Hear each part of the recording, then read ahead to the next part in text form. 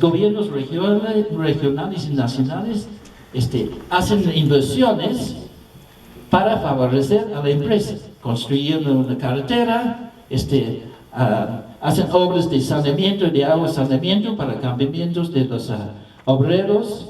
Entonces, estos son costos que las empresas deben incluir, deben asumir estos costos. Entonces, hay una serie de subvenciones ocultas a esas empresas y hay que transparentarlos y reglamentarlos. También hay que asegurar que paguen impuestos justos. En la década de los 90, cuando en Perú la industria minera estaba por los suelos, el tema de la inseguridad era muy importante. El gobierno ofreció a las grandes inversiones extranjeras unas exoneraciones de impuestos muy generosas. Estamos en 2015, otra situación totalmente distinta. Sin embargo, estas exoneraciones se siguen ofreciendo. Entonces uno tiene que preguntar si es necesario hoy en día o hay que ir actualizando las políticas. Y hay que también identificar, cuando viene una gran inversión, muchas veces la comunidad se divide. Algunos están a favor y otros están en contra. Algunos piensan que van a poder beneficiar, otros piensan que van a perder. Entonces, inevitablemente, va a haber ganadores y perdedores. Entonces, si se decide aceptar una inversión de esa naturaleza, es importante que se diseñen mecanismos para que los que ganan, los ganadores, compensen a los que pierden, para mantener la solidaridad entre la región. Perdón. Próximo, ya estamos. Pasando. Ya, ok. También, para terminar las posibles medidas, uno es exigir que las empresas asumen la responsabilidad por los pasivos ambientales. Hay más de 8.000 pasivos ambientales debido a la minería en el Perú. También hay que considerar mecanismos para generar equidad entre las regiones que benefician del extractivismo de las otras regiones que no tienen recursos naturales. Es importante eso. Y finalmente, definir el futuro deseado. No es una cuestión de decir la explotación de gas y petróleo, la explotación minera es mala de por sí. Se puede decir quizás es un mal necesario. Pero es importante decir, este proyecto encaja en lo que nosotros queremos para nuestra región, tiene un lugar, lo podemos incorporar en esto, o es algo que nos están imponiendo. Es importante que se tenga un debate acerca de qué conviene y qué no conviene. Bueno, para terminar, muy breve. Entonces, uno es que sí se puede hacer mucho a nivel regional y local. Hay que asumir el liderazgo y las responsabilidades, exigir a las autoridades que los asumen. No hay que pensar que, bueno, el gobierno nacional decide todo y nosotros somos, no podemos hacer nada. Segundo, también pueden influir en las políticas a nivel nacional. Hemos visto esta semana. La influencia de Cusco en lograr la derogación de una ley. Entonces, sí es posible, si la región tiene una idea clara de qué quiere y lo que no quiere, qué le conviene, qué no le conviene, sí es posible influir en las decisiones a nivel nacional. Y si se puede hacer eso, entonces lo que pasa es que está ejerciendo mayor control sobre sus propios destinos y del país en su conjunto. Ya se apuntamos. Gracias.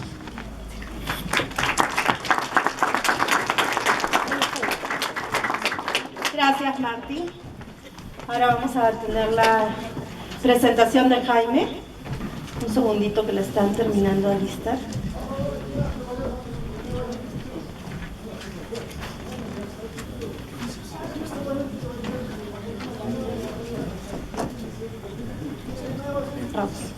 Rox.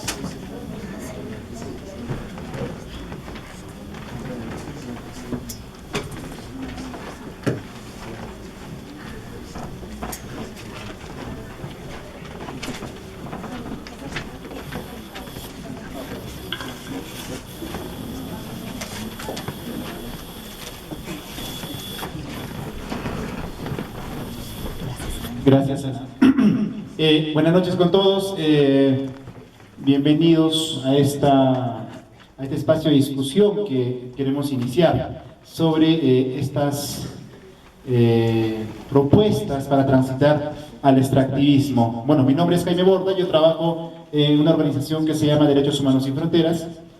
Básicamente, nuestra organización se dedica a la defensa y promoción de derechos humanos, particularmente de comunidades campesinas y en contextos extractivos. Estamos trabajando en Espinar, en Chumivilcas y en Paruro, y bueno, también un poco en el espacio regional, ¿no? Y bueno, un poco lo que se me ha pedido es reflexionar sobre el espacio regional en relación al tema extractivo. Cusco es una región que tiene actividad extractiva, hablamos de la explotación de gas, hidrocarburos, que digamos representa buena parte de las rentas que se generan a partir de este recurso. Pero también tenemos minería aquí en Cusco, tenemos gran minería. Digamos, Tintaya, Tapacay es el proyecto más conocido aquí en Cusco, está en Espinar, y hace poco se ha iniciado la explotación de un proyecto denominado Constancia en Chumivilcas, concretamente entre Velille, Libitaca y Chamaca. Este proyecto es de la misma envergadura que Antapacay.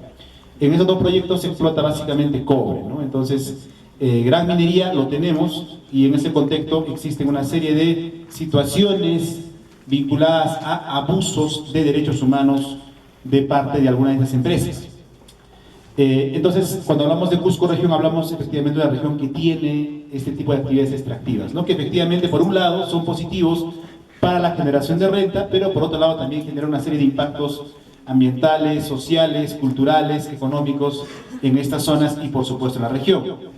Entonces, yo voy a partir un poco desde lo concreto, si existen o no alternativas para este post-extractivismo, para este escenario de un extractivismo sensato, como lo ha llamado Martín, ¿no? Quiero empezar con esta frase. En la mañana conversábamos sobre esto. He escuchado esta frase en Bolivia y en Argentina. Probablemente Espinar pueda reflejarse en esto, porque la compañera Santuza va a hablar sobre esto. Comemos de la mina y la mina nos come a nosotros, ¿no?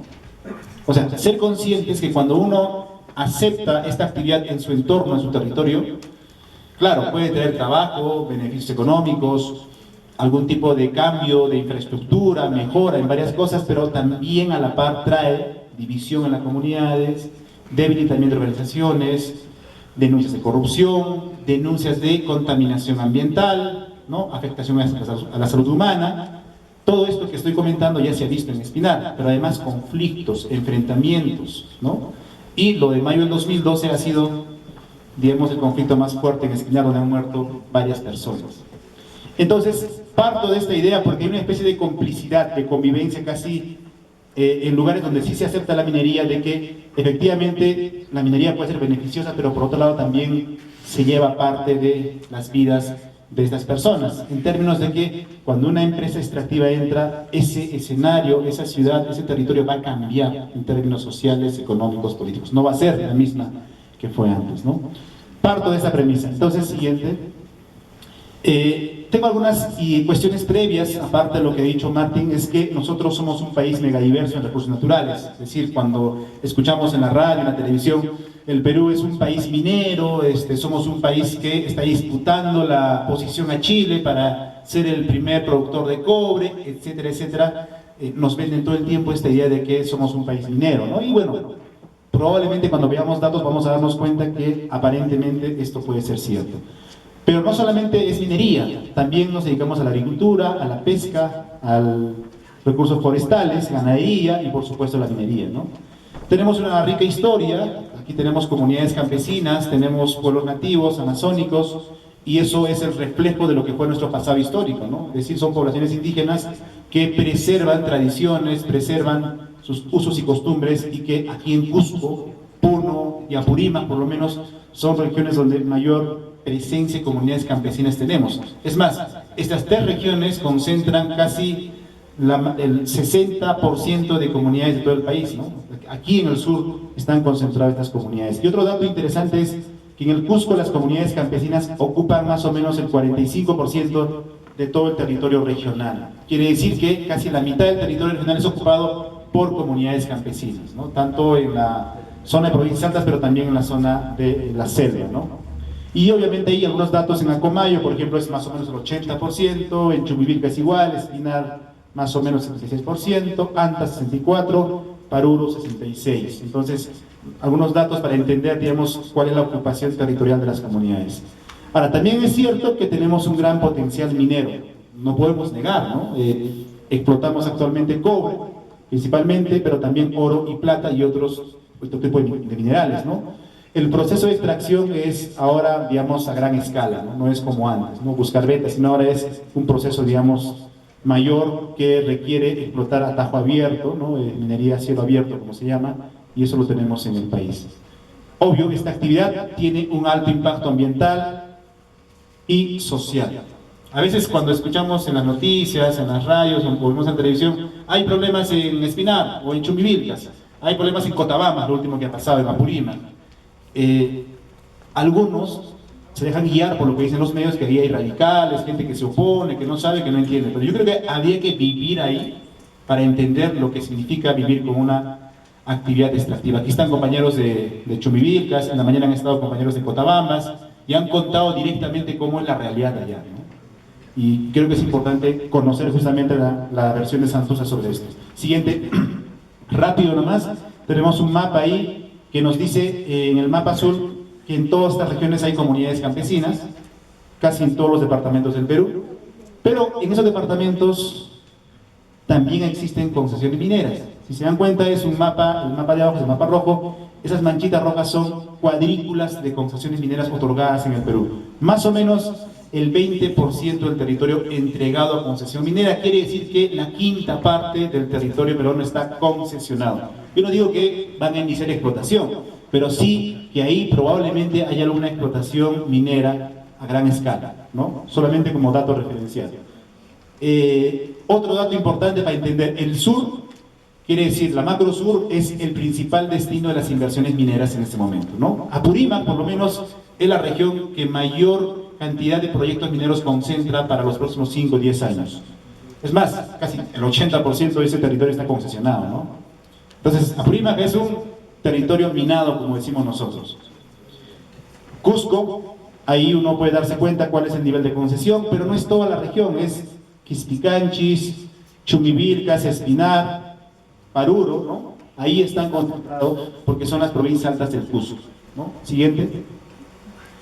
Claro, hay un tema que tiene que ver con el tema de hidrocarburos, lo que decía, ¿no? Cusco, además, tenemos el proyecto de extracción de gas de Cañicea. Sobre este tema, en particular, digamos, no voy a hablar mucho porque no trabajamos en la zona, no conocemos el contexto directamente, los niveles de afectación que hay en la zona y qué actividades económicas, además del gas de Cañicea, existen y qué actividades económicas, además, la presencia de este proyecto, porque eso ha generado rentas, las rentas canon minero, y esto obviamente ha anulado algunas actividades económicas que habían antes, ¿no? Me decían que en Echarate, como hay tanto dinero para gastar, inclusive habían hecho proyectos desde el municipio para que financien los jornales de los trabajadores, por ejemplo, que hacen la chacra en alguna zona. No sé si es tan cierto esto, es decir, si tú eres dependiente a alguien, hasta pagarle los jornales de un trabajo que digamos, yo fuera una familia que tengo una empresa que hace algo y el municipio me paga al personal, ¿qué va a pasar cuando se acabe esa plata? ¿No? O sea, va a haber ahí un desfase, ¿no? Entonces, se hablaba de este tipo de experiencias en el caso de Charate y algunos distritos, y eso a veces, el exceso, por así decirlo, de dinero, puede generar una dependencia de ese tipo, ¿no? Pero bueno, es importante señalarlo porque tenemos esta actividad extractiva que es la explotación de gas propiamente en Cusco. Siguiente. Aquí tenemos un pequeño mapa muy interesante porque nosotros hablamos sobre corredor minero, ¿no?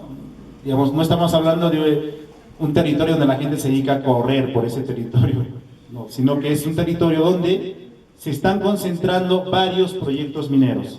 Aquí tenemos Antapacay, por el centro de Constancia, Las Bambas, Anavi, Azúcar, ¿no? Y allá tenemos Katanga y otros proyectos mineros medianos, pero este territorio se configura como un corredor minero porque hay una infraestructura vial que se ha hecho, que iba a ser el mineroducto, pero que bueno, ahora ya no va a haber. Hay una vía. En 3 años toda la dinámica local ha cambiado. Uno ahora ya no ve pasar pues carros pequeños, todo el tiempo pasan camiones, containers, carros que traen combustibles, carros que llevan concentrados de cobre, todo el tiempo. En este camino, Las Bambas, Cotabambas, Chumivilcas, Espinar, de Espinar a Arequipa y luego el puerto de Matarani, todo va a salir por esta ruta. Las Bambas, que es un megaproyecto minero, obviamente se dice que va a tener más o menos 350 camiones que van a trasladar el concentrado de cobre. Tienes Constancia, otros 150, Antapacay, otros 150. ¿Se imaginan 600 camiones transitando todo el día en esta ruta? ¿No? ¿Qué infraestructura va a soportar eso, por ejemplo? ¿No? Inclusive toda la ruta, si uno viaja por Juliaca, Arequipa o Cusco, Arequipa, se va a dar cuenta que toda esa ruta, la mitad